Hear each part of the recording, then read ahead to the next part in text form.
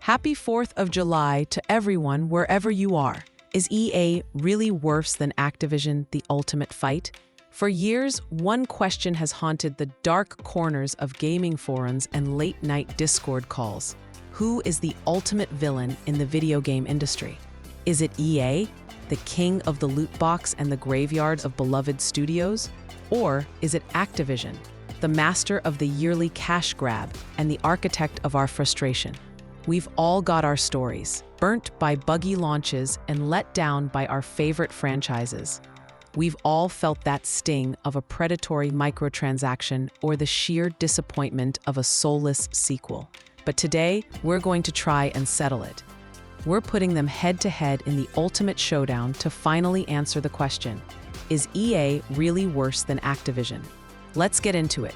In this corner, weighing in with billions in live service revenue, we have Electronic Arts. And in the opposite corner, a challenger with its own mountain of cash from in-game net bookings, we have Activision Blizzard. When it comes to squeezing every last cent from players, both of these titans are heavyweights. But it's how they do it that reveals everything. It's the difference between a casino that rigs the game and a luxury shop that just overcharges for its goods.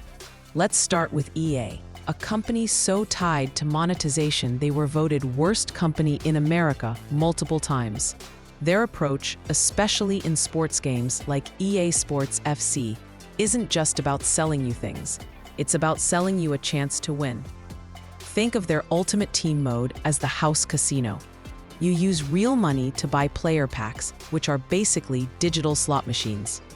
You pull the lever and hope for a superstar player, which directly impacts your ability to compete. It's a system so effective it has faced legal challenges for blurring the lines with gambling, all while turning their games into relentless, pay-to-win treadmills. Now, let's turn to Activision Blizzard. They are no saints, raking in staggering sums from Call of Duty and other titles. But their method is different. It's less like a casino and more like a high-fashion boutique that's set up shop inside the game. They traded hated map packs for battle passes and a constantly rotating store of cosmetic items. It's ruthlessly effective at getting you to spend $20 or $30 on a new look for your character or gun. But at the end of the day, you're just buying a fancy new coat. It doesn't help you shoot straighter. It's an expensive temptation, but it doesn't fundamentally change the rules of the game. So who wins this round? Who's the bigger sinner? While Activision's boutique sells astronomically priced goods, EA's casino actively sells power. They built their empire on mechanics that many feel are predatory and exploitative, turning the game itself into a transaction. For pioneering some of the most reviled pay-to-win systems in gaming history, the loser of this round, and therefore the worst offender, has to be EA. A publisher is only as good as its games, and more importantly, how it treats the creative minds who make them. This is where we look past the balance sheets and into the heart of the issue, the stewardship of the franchises we love. This is where corporate greed begins to feel like cultural vandalism. EA's reputation here is infamous. They are like a ruthless property developer who buys up unique, historic buildings only to tear them down for parts. The list of casualties is a tombstone gallery.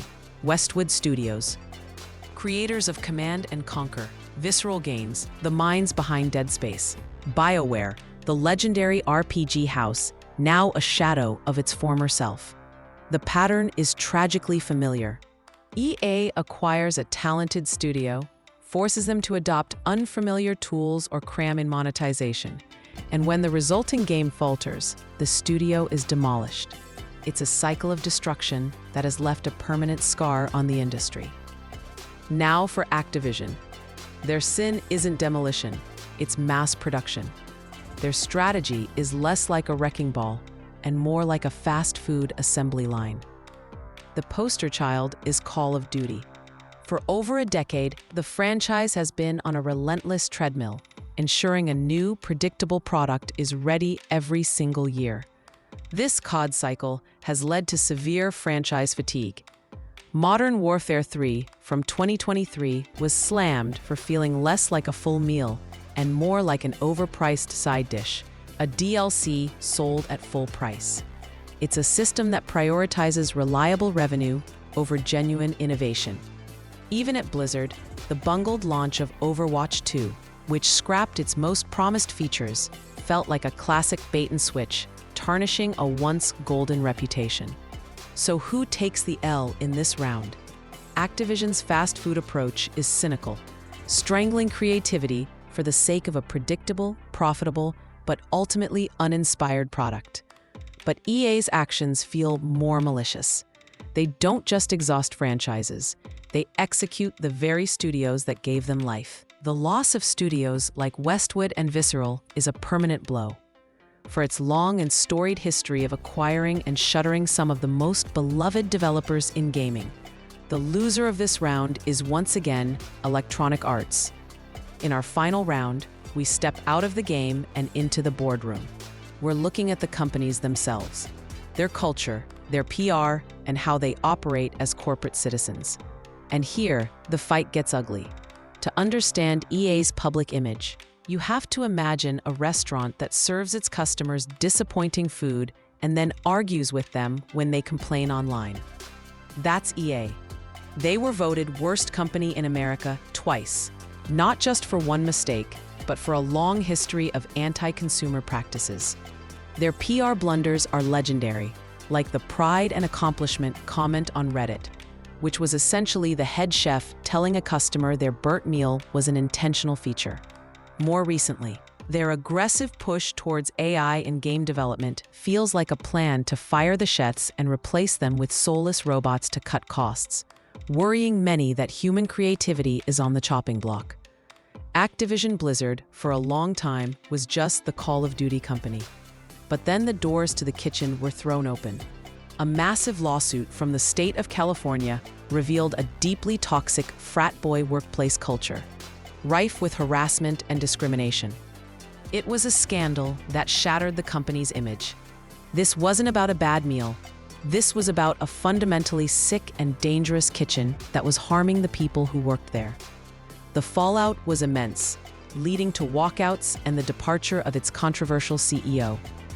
Even under new ownership by Microsoft, that rot is a deep stain on their legacy. This is the toughest round to call. Both companies have used mass layoffs. Both have faced enormous backlash. But the scandals are fundamentally different. EA's problems are about their relationship with their customers. It's a long, frustrating history of being let down. Activision Blizzard's scandal was about a deep moral failure of its internal culture. While being a bad restaurant is terrible, the allegations of running a toxic and harmful kitchen are of a far more serious nature. For the profound and disturbing nature of its workplace scandals, the loser of this final, critical round is Activision Blizzard. So there it is, a 2-1 decision. But this isn't just my take, it's a community conversation. You've heard the arguments, you've seen the evidence, and now I want to hear from you. Who do you think is the ultimate villain in gaming? Was I too hard on EA? Did Activision get off light? Drop your verdict down in the comments. And if you think these conversations are important for holding these mega corporations accountable, be sure to hit that like button and subscribe for more deep dives into the games we play and the companies we love to hate. After 3 rounds, the dust is starting to settle. We saw EA take the fall for running a crooked casino of microtransactions and acting as a demolition crew for beloved studios. Their legacy of killing creativity and pioneering aggressive monetization has done undeniable long-term damage. But Activision Blizzard took the final, brutal blow for its catastrophic failure in corporate conduct, a scandal that revealed a rot at its very core. So, is EA really worse than Activision? Based on our fight today, the answer is a complicated yes. While Activision's internal culture was a deplorable moral failure, EA's direct impact on the games we play, the studios we love, and the way we're forced to pay for them has been more consistently and broadly negative for a much longer time. They are the architects of so many problems that plague the modern AAA industry. Activision may have landed a knockout blow in the final round, but EA lost this war on points, having inflicted more damage across more areas for more years. They set the stage for the industry we have today, for better and, let's be honest, far more often for worse.